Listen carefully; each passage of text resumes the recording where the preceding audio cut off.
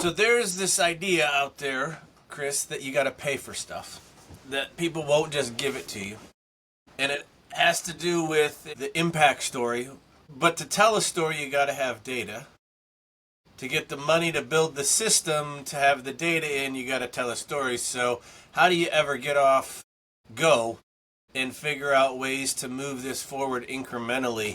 Yeah, that's key, right? Like, how do you do something that requires funding, but in order to do the thing that to get the funding, it's a circle that you're on. And I think you raise the right point, is you have to start small, right? And that has to be like you can't eat an elephant in one bite.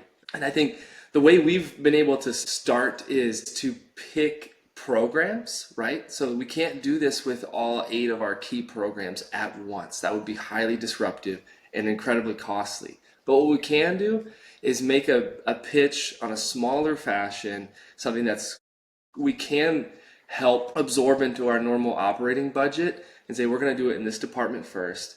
And then you have a use case that then begins to solicit more funding. And I think when you start to do that in an iterative process, not only does the funding sort of catch up, but also the change management pieces internally are far less laborious when you do that. And that's been our approach, and it's worked quite well.